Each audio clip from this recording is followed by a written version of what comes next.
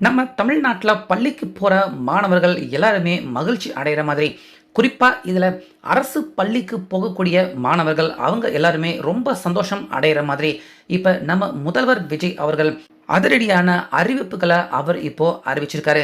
So அதில் ஒரு சில அறிவிப்புகள் கடந்த 40 வருஷமாக அதிமுக திமுக இவங்க ரெண்டு பேருமே தமிழ்நாட்டில் அப்படி என்னதான் ஆட்சி பண்ணிக்கிட்டு இருந்தாங்க அப்படின்னு நம்ம எல்லாருக்குமே யோசிக்க தோணுது. ஏன்னா முதல்வர் விஜய் அவர்கள் வந்து ஒரே வாரத்தில் பள்ளிக்கு போகக்கூடிய மாணவர்கள் அவங்களுக்கு உடனடியாக இந்த நல்ல விஷயத்தை அவர் ஏற்படுத்தி கொடுத்துருக்காரு. இது ஒரு சாதாரண சின்ன கையெழுத்து போடுற விஷயம்தான். ஆனால் 40 வருஷமாக அதிமுக திமுக தமிழ்நாட்டில் ஆண்டுகிட்டு இருக்காங்க.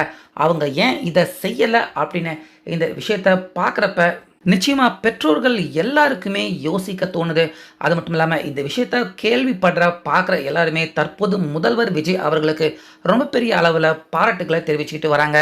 ஸோ அப்படி குறிப்பாக தமிழக பள்ளி செல்லும் மாணவர்கள் அவங்க எல்லாருக்குமே முதல்வர் விஜய் அவர்கள் அதிரடியாக அறிவிச்சிருக்க அந்த அறிவிப்புகள் எல்லாமே என்னென்ன, குறிப்பாக நம்ம முதல்வர் விஜய் அவருடைய சொந்த தொகுதி பெரம்பூர் தொகுதிக்கு பள்ளிக்கு போகக்கூடிய மாணவர்கள் அவங்களுடைய பெற்றோர்கள் எல்லாருமே மிகப்பெரிய நெஞ்சார்ந்த நன்றியை தற்போது முதல்வர் விஜய் அவருக்கு சொல்லிக்கிட்டு வராங்க.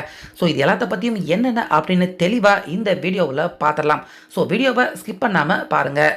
இதில் ஃபஸ்ட்டு நம்ம முதலமைச்சர் விஜய் அவர்கள் அவருடைய சொந்த தொகுதியான பெரம்பூர் தொகுதியில் கடந்த 2-3 நாட்களாக அந்த தொகுதி மக்கள் அவங்க எல்லாருக்குமே ஏதேச்சும் குறைகள் இருக்கா அப்படின்னு எல்லாருக்கிட்டையுமே மனு வாங்கப்பட்டுக்கிட்டு இருந்தது. இதில் முக்கியமாக அந்த பெரம்பூர் தொகுதி மக்கள் எல்லாருமே அதிக அளவில் சொல்லியிருக்க ஒரு ரொம்ப பெரிய முக்கியமான விஷயம் என்ன அப்படின்னா, அந்த பகுதி மக்கள் எல்லாருமே கிட்டத்தட்ட 1000 குடும்பத்துக்கும் அதிகமான பேர், இதில் ஒவ்வொரு குடும்பத்திலையும் 2-3 பேர், ஸோ கிட்டத்தட்ட 2000 பள்ளிக்கு போகக்கூடிய மாணவர்கள் அவங்க எல்லாருமே ஒரு குறிப்பிட்ட தெருவை தாண்டி சுற்றிக்கிட்டு கஷ்டப்பட்டுக்கிட்டு கிட்டத்தட்ட 1 1.5 கிலோமீட்டர் கூடுதலாக நடந்துக்கிட்டு பள்ளிக்கு செல்லும் குழந்தைகள் மாணவர்கள் அவங்க எல்லாருமே சுற்றிக்கிட்டு போக வேண்டிய அவலம் இன்னைக்கு நேற்று கிடையாது. கடந்த 35-40 ஆண்டு காலமாக பெரம்பூர் மக்கள் அவங்க எல்லாருமே அவங்களுடைய குழந்தைகள் அவங்களுடைய பசங்க எல்லாருமே பள்ளிக்கு போகணும் அப்படின்னா அந்த குறிப்பிட்ட தெருவு சரியாக இருந்ததுன்னா ஈஸியாக அதை கடந்து போயிடலாம். அந்த தெருவு சரியாக இல்லை, அங்கே தெரு அப்படிங்கிற மாதிரியான ஒரு அமைப்பே இல்லை அப்படிங்கிறதால கிட்டத்தட்ட 1 கிலோமீட்டர் 1.5 கிலோமீட்டர் பள்ளிக்கு போகிறவங்க மட்டும் இல்லாமல் சாதாரண மக்கள் ஒவ்வொரு நாளும் 1.5 கிலோமீட்டர் வரைக்கும் கூடுதலாக நடந்து கஷ்டப்பட்டுக்கிட்டு இருக்காங்க. முக்கியமாக பள்ளிக்கு போகக்கூடிய மாணவர்கள் காலையில் சாயந்தரம் இப்படி 2 வேலையிலையுமே அந்த ஒரு தெருவு நல்லா சரியாக இருந்துச்சுன்னா ஈஸியாக எல்லாருமே அந்த தெரு வழியாகவே கடந்து போயிடுவாங்க.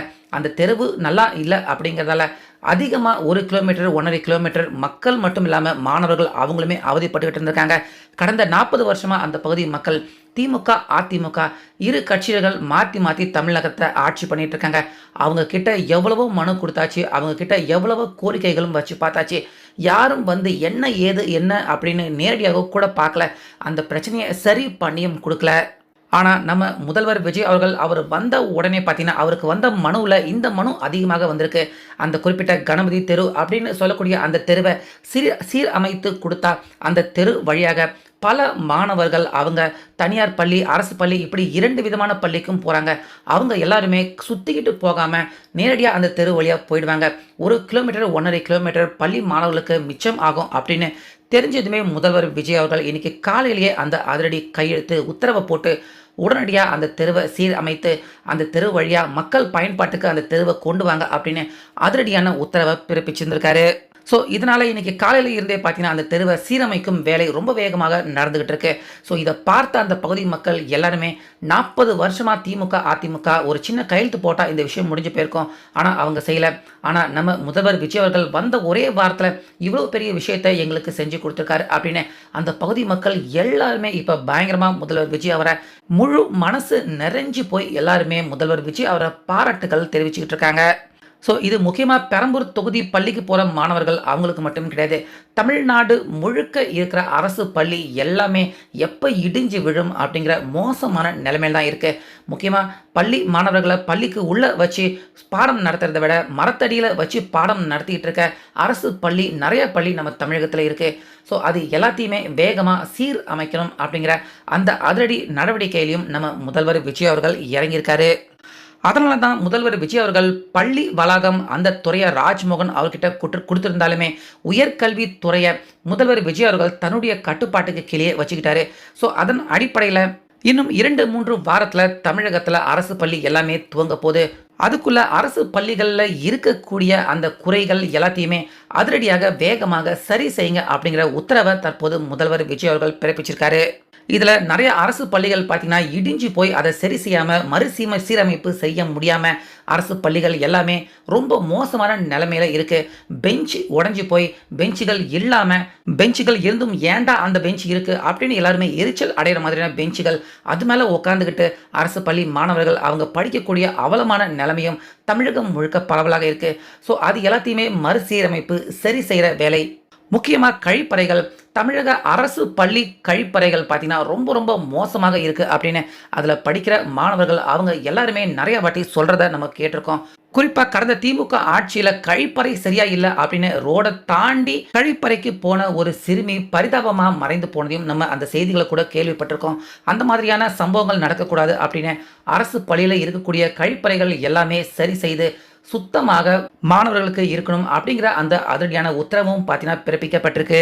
ஸோ அப்படி தமிழகம் முழுக்க படிக்கக்கூடிய அரசு பள்ளி மாணவர்கள் அவங்களுக்கும் தரமான கல்வி தரத்துக்கும் தரமான கல்லூரி தரமான கழிப்பறை இப்படி அரசு பள்ளியில் படித்தாலும் அவங்களுக்கும் தரமானதை எல்லாத்தையும் கொடுக்கணும் அப்படின்னு முதல்வர் விஜய் அவர்கள் அதிரடியான ஒரு சில நடவடிக்கை இப்போ எடுக்க ஆரம்பிச்சிட்டு இருக்காரு.